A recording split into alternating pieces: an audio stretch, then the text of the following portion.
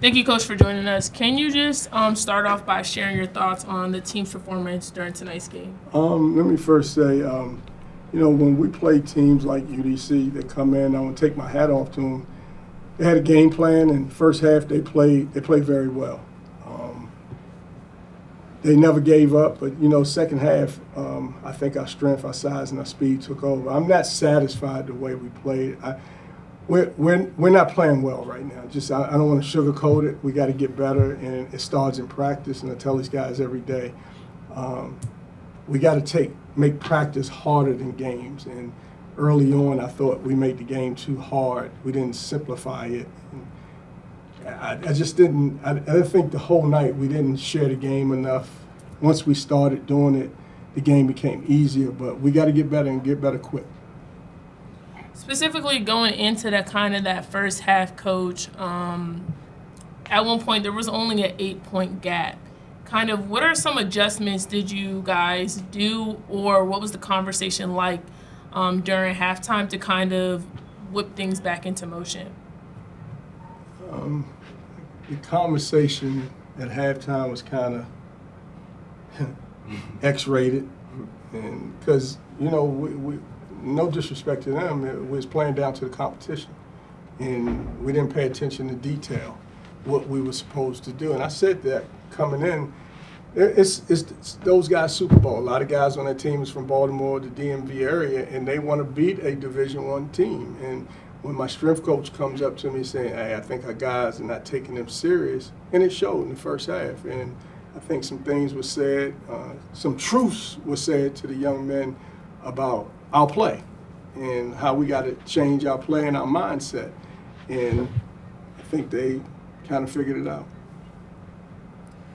Tonight we had 27 points off of turnovers. What were some key takeaways with the defense tonight?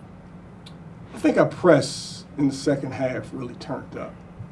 We turned them over 27 times, and I bet you probably majority of it was the second half. We couldn't even get into it the first half.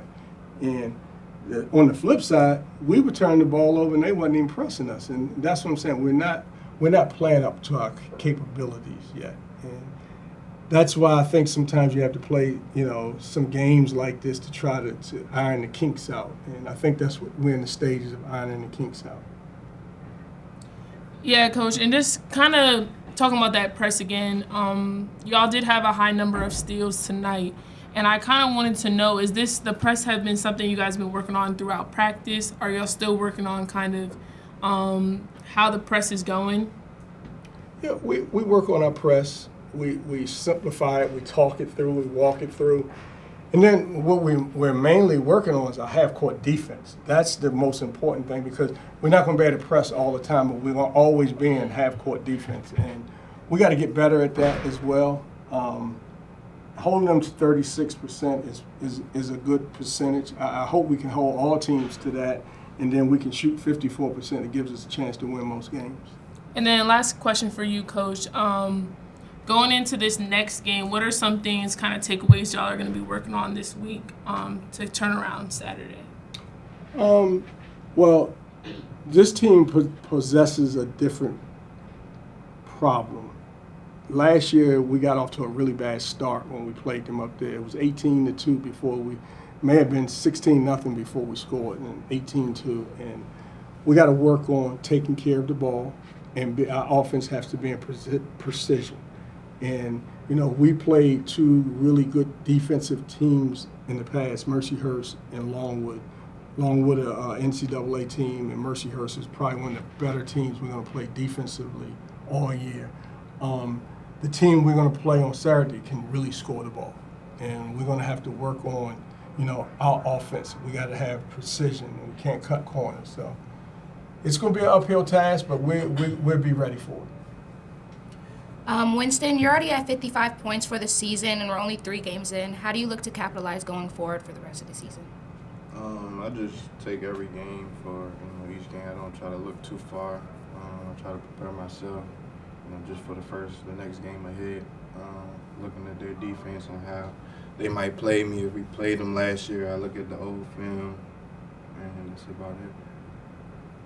So, Mario and Winston, y'all are key leaders on this team, and you guys have been playing together for some time now. I wanted to know, kind of being 3 games in, how you guys both are able to manage and to adapt with your communication on court with having new players on the roster.